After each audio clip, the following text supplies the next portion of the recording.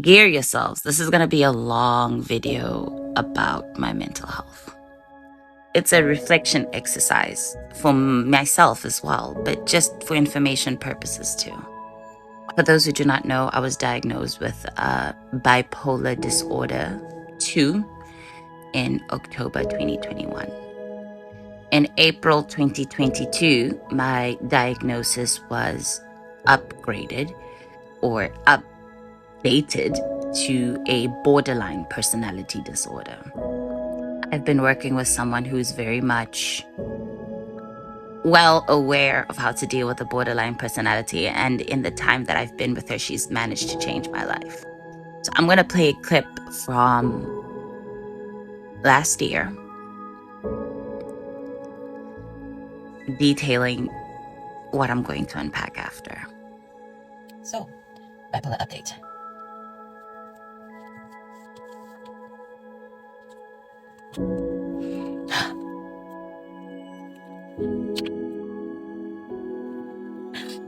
Yeah, I'm not good.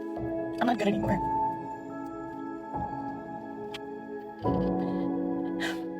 So,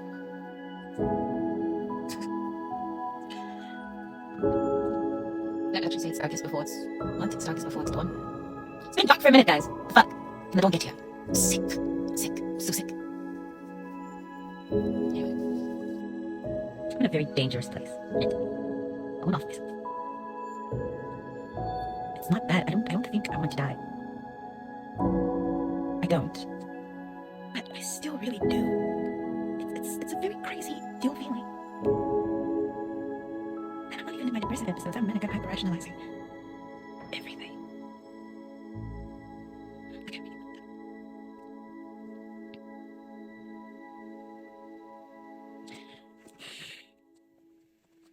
Alright, so update. Bipolar update. I'm in the grips of a manic episode in the sense that I'm channeling all my excess energy to like super cleaning, so I'm doing some spring cleaning. Spring, I know it's summer, but I'm cleaning anyway. So just going through like the kitchen and deep clean it. And I'm gonna like doing laundry as well, with the excess energy. Symptoms wise, besides, probably channeling mania, I'm not impulsive or crazy or anything. I'm just, super energetic today. And I'm channeling it productively, did my nails and stuff. But yeah, so I guess we'll check in with how I do with updates that I am doing. Because the last thing I want is to kind of relapse or to hurt myself again or to find myself. And, I'm so scared of relapsing so hard. Because I know if I get there again, I don't know if I'll win that one. I need a whole separate series about working as a bipolar person because it's a good job. I've been for like 2 weeks actually. And, that's far. And I'm sighing because the problem is me. I'm overly anxious. I'm overly aware. I'm overwhelming myself, guys. So that was me then. And watching that video is very painful for me. It is so painful.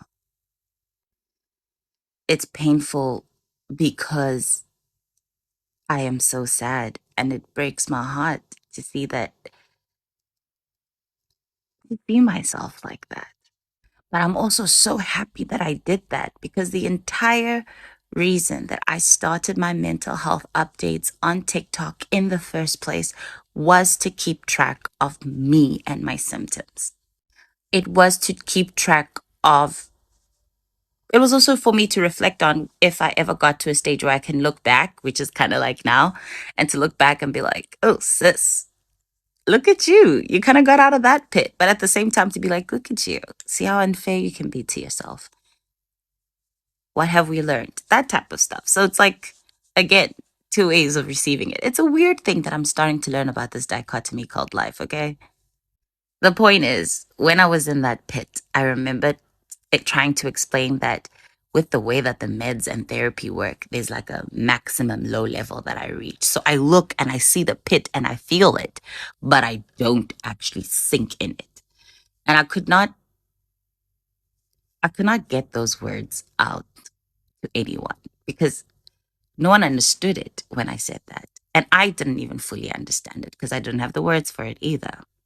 But I had taken it as a symptom of my mental illness, a symptom that I can overcome. So I was trying to teach myself how to manage these things, to see and to actually physically see what's going on. Because me, I personally did not have the enough reflection skills to just write it down and be like, that's how I felt. I had to see it, I had to write it, I had to study it like I studied everything else.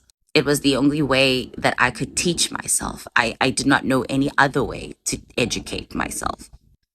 And the reason I'm doing this is because of this clip that I'm about to play now.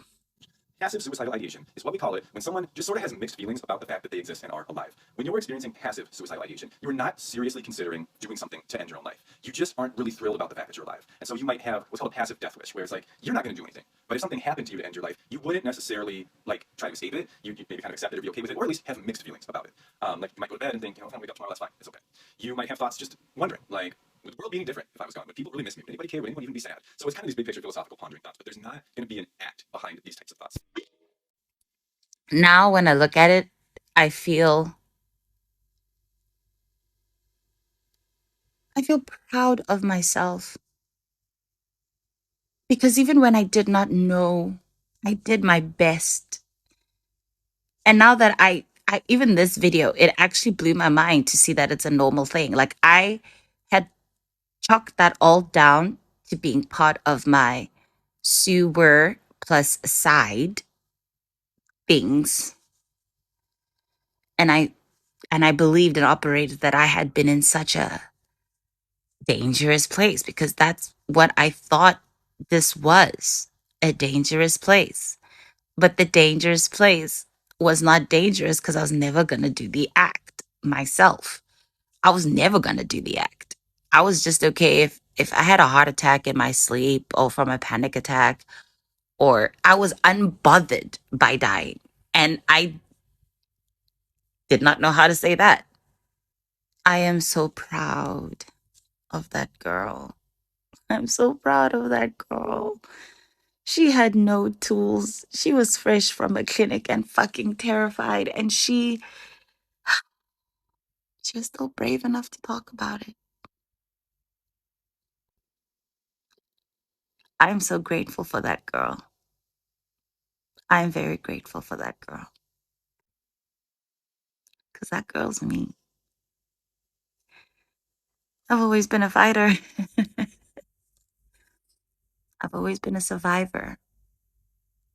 But now I'm living. I'm not just surviving, I'm living. I may be in a very confused place in my life, but mentally, I've never been better. And I think I'm in such a confused place because I'm actually better. I'm fucking smiling, guys. I kept a detailed record so I could study myself, so I can improve myself. Guys, I am shook and proud. I'm about to hit 1 year without an unaliving ideation whatsoever at the end of April. I'm changing. That is 1 year and a half years. And I'm still here.